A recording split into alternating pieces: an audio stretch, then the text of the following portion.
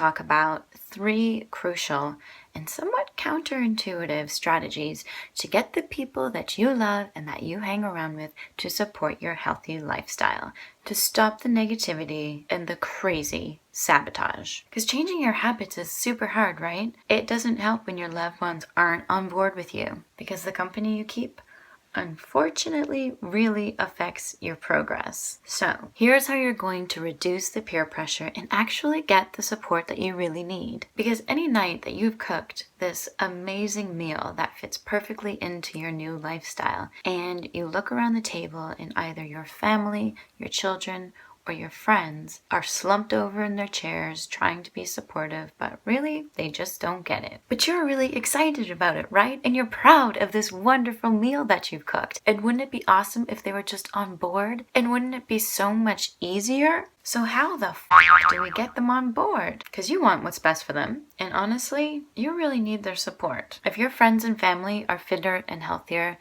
there's a higher chance that you're going to be fitter and healthier too. Because even research shows that the people around you, how much they weigh, has a direct influence on how much you're going to weigh as well. And it also affects your impression of what social norms actually are. What to eat, how much to move. If you think the social norm is to move more, you're going to move more. As with anything, when you're trying to change, you're either going to run up against friction or momentum. And these will either create emotional barriers or positive environments. Friction. You make a big batch of zucchini noodle pasta, and all you get is momentum is when your whole family chips in and helps you with a wholesome meal, or you sign up for an event that's active and awesome and all of your friends want to be there to support you. But just know, you can have friction and momentum together, because social support goes both ways. Not everybody's always going to agree with you, but just as much as you lean on them for support, they lean on you too. So you might be an influencer. Here are 3 strategies that might help you with this particular battle. Number 1, accept that you might not always be right. Maybe just try being a listener. Because while there are some things we know are absolutely true, like eating vegetables and protein is good for you, it might not always be right for certain people. Right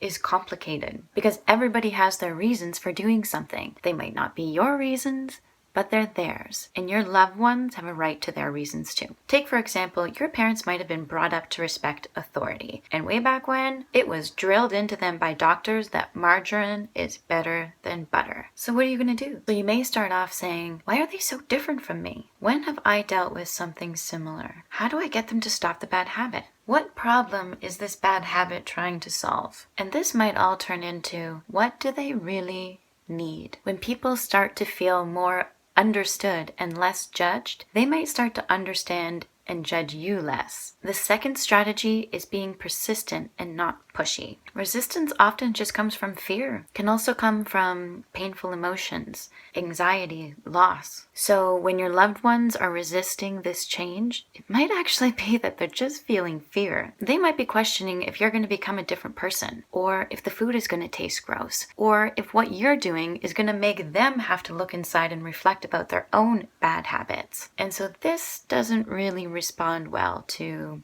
rational arguments or pushing. Pushiness is forceful. Persistence just means offering up opportunities. Keep offering, keep inviting, keep having conversations that prioritize positivity and connection. As much as you can, keep the drama and emotional charge out of these conversations. Because once the fear subsides, your loved ones will join you. They love you. The third strategy, just do you. In order to overcome all of the adversities that we always hit when change is around us, you need to be really anchored to your why. And you'll never be able to manufacture this kind of motivation for somebody else. It's your why. It's called intrinsic motivation. And it's longer lasting and more sustainable than any extrinsic motivation. So we just have to respect that sometimes our loved ones are going to take a little while longer to find their own internal motivation. Spend more energy on your own internal growth and personal development. Just think about how you feel when you see someone you love pursuing a